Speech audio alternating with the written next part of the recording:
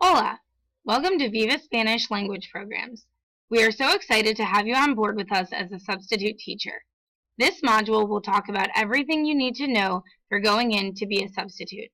My name is Hannah Riley, and I am the Director of Programs and Operations at Viva Spanish Language Programs. Let's get started. First, let's discuss some of the basics. Remember that you are a representative of Viva Spanish Language Programs, and you are working with children. You should always be on your best behavior around the students.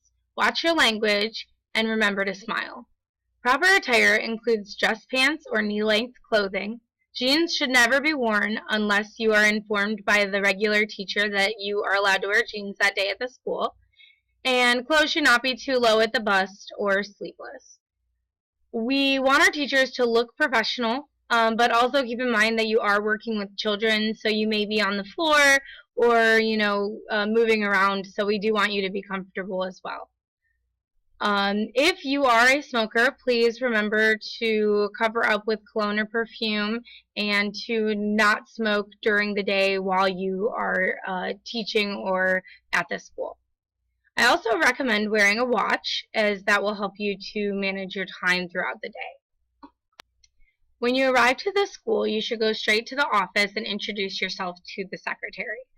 They'll be expecting you, as either the teacher or Sandy will have called and notified them that you will be coming.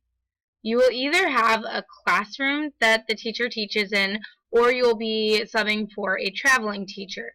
If it is a traveling teacher, what that means is that they don't have a classroom, but they do have a home-based office to keep materials and do their planning, and then they travel from classroom to classroom throughout the day. All schools also have a staff room, so if you wanted to bring a lunch, the secretary would be more than happy to show you where the staff room is and where you can store your lunch in the fridge and where the microwave is. So there are two different situations where you might be called in to sub. The first is the more ideal of the situations, which is that a teacher knows that they're going to be out, and so they pre-arrange it with us ahead of time.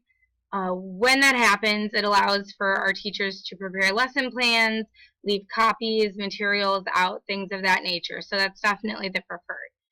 But there also will be certain instances where a teacher is sick or has a sick child and needs to call in last minute. When that happens, there'll be a little bit more improvising going on throughout the day, as they might not have left you with specific instructions or materials. So we're going to talk about both of those different scenarios in this module. If you have a laptop computer, I generally recommend that you bring it with you to do your subbing.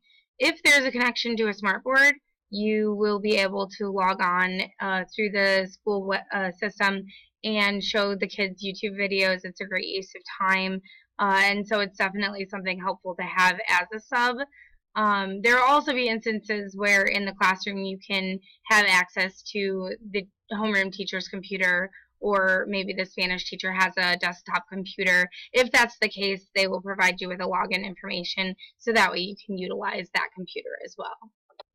So to start, let's talk about the scenario where there's a planned absence. So we've contacted you ahead of time, we've scheduled the day, and you know that you'll be going in to sub on that day.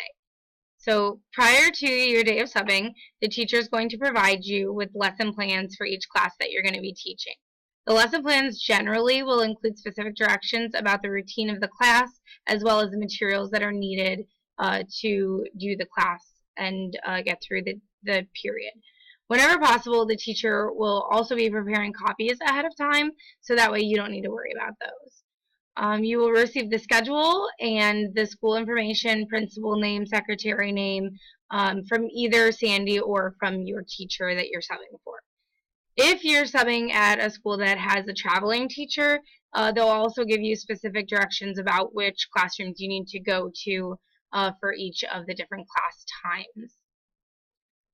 Use the provided lesson plans to deliver your lessons on these days.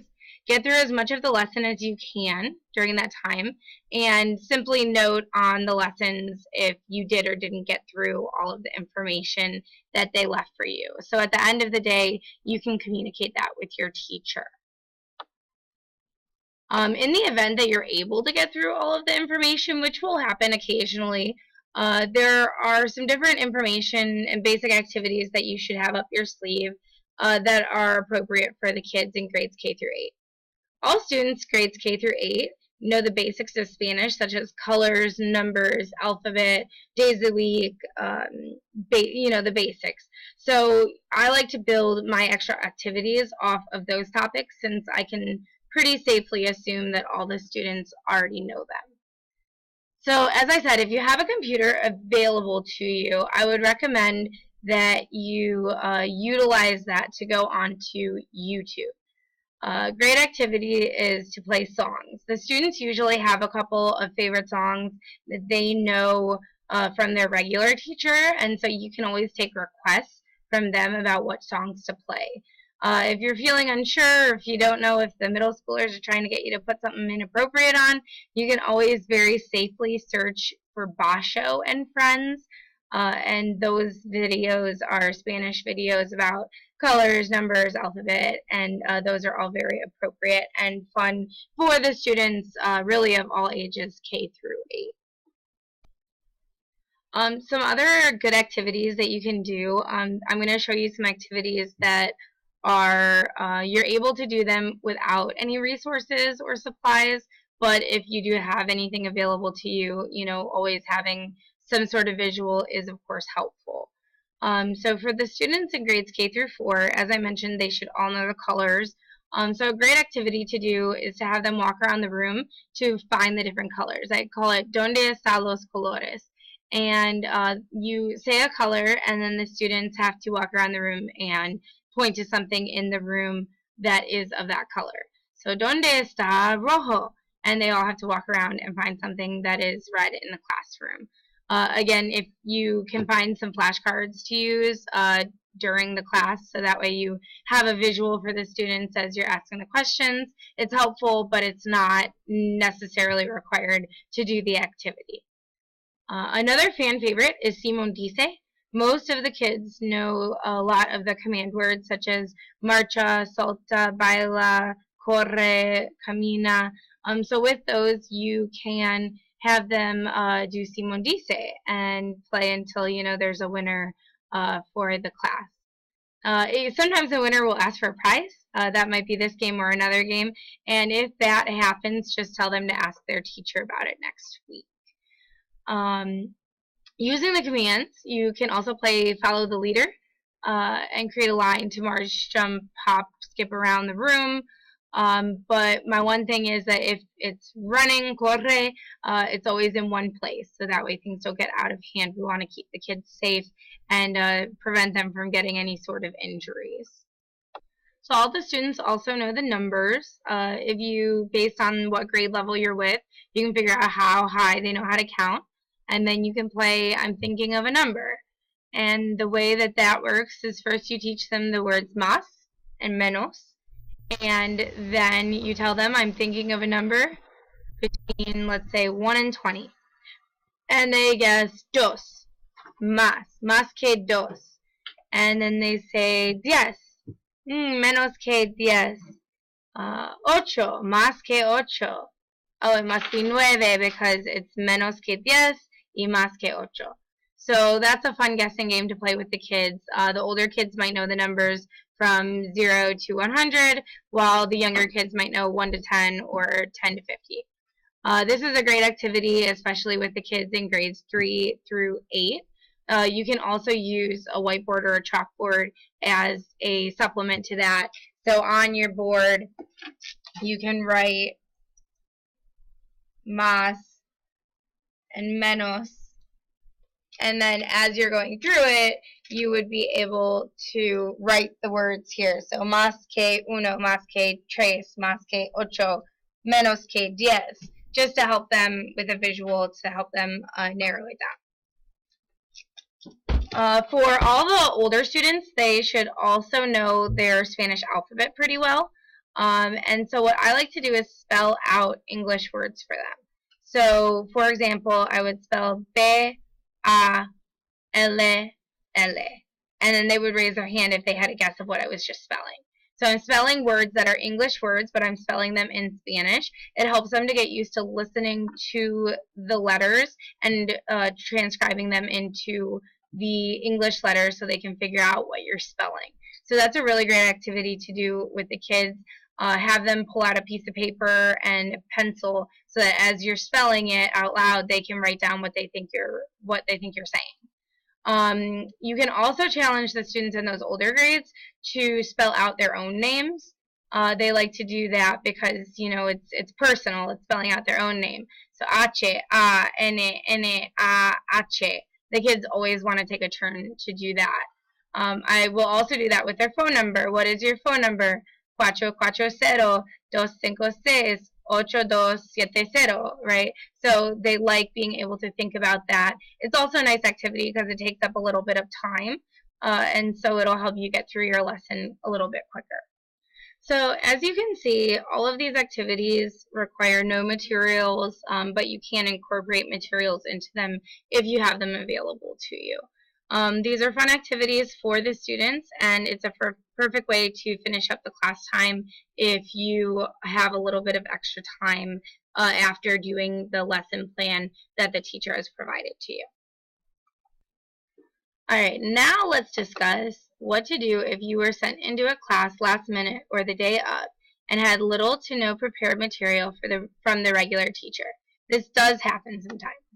In that case, you do not have a lesson with you to do with the students, so you will just cover the topics from what we call Unit 0. So as I said, these are kind of the basics of Spanish, and these are the things that all the students in all the grades generally should know. So in every class, most of them have a prayer that they start their class with.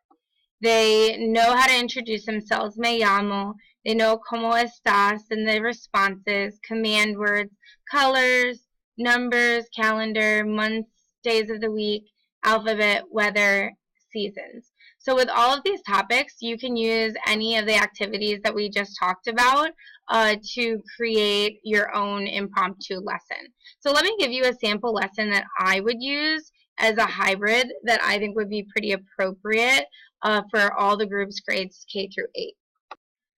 So in each of my classes, if it was a religious school, we would begin our class with a prayer.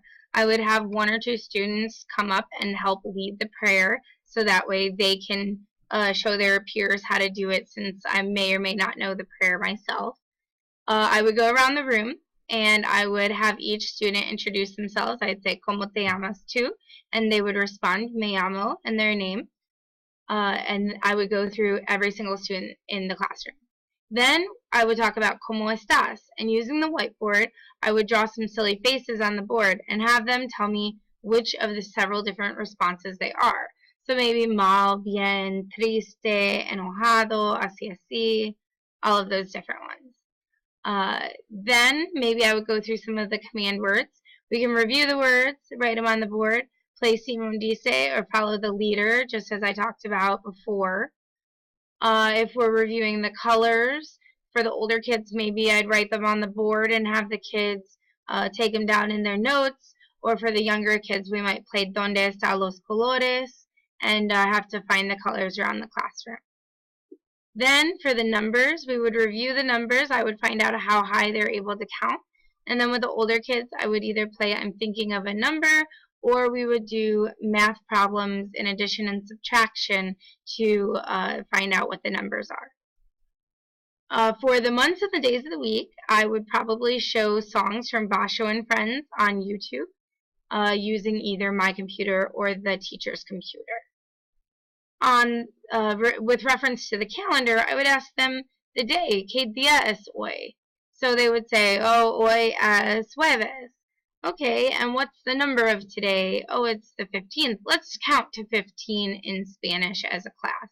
Let's talk about the season. I might write the season up on the board so that way they can visually see the season. Things like that. So that way we're just having a few-minute conversation about the calendar. Finally, for the alphabet, I might play the Basho and Friends alphabet video on the smartboard. And then maybe with the older kids, I would practice spelling words or have them practice spelling those words as well. I get through as much of this as I can in each of the classes. So depending on the length of the class and the age of the students, you might be able to get more or less done. But I basically have some sort of activity plan for each of the topics in that Unit 0 that we have planned. So behavior is always something that can be a little bit tricky for a sub, as the students see you and your presence as an opportunity to misbehave. One great way to manage the group is to write the word WAGO on the board. I'll take my board and show you.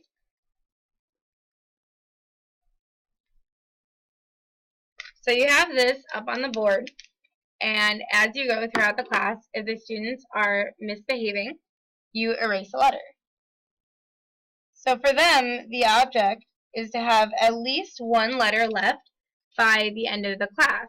And if there is a letter left at the end of the class, then you get to do a fun activity with them. So you tell them at the beginning of class that they don't want to have their letters erased because they want to play a game at the end of class. And you can teach them the word WAGO. Once you do that, it's usually a good motivation for the kids to stay on track and stay motivated. A few other things that you should keep in mind with regards to discipline is that if you're waiting for the students to be quiet, don't begin talking again until they're completely silent and there's crickets in the room. You can try also doing the clapping to get their attention. You clap, they repeat, and they repeat that, and then they're silent. That sometimes works with the students. And if children are not behaving, you can also move their seats. They might say, oh, well, this is where I always sit. Doesn't matter. You have every right to ask them for the day to come and move and sit closer to the front or something like that. Make sure to demand respect from the students. You deserve it, and I know that at all of our schools, the principals want their students to be respectful of substitutes just as they are of their regular Spanish teachers. So lastly, just enjoy your time subbing. It's always fun to spend a day just getting to know some students that you didn't know before. And if ever a class is just going awry and things are just seeming kind of hectic, just remember that it's only 30 to 40 minutes, and then that group is gone and you're on to the next group. So, you know, no matter how bad it gets, it'll end pretty quickly. But overall, we have a really great set of schools that you'll be subbing around at, and we're really grateful for our students and the respect that they show to us and our teachers. So we thank you for your ability to step in and play this important role at Viva Spanish Language Programs. If you do have any questions, feel free to contact me at 440-376-0835 or email me at hreilly, R-E-I-L-L-Y, at vivaspanish.com. I would love to work with you and to help you feel prepared to get into the classroom and to start working with the students. Gracias. Adios.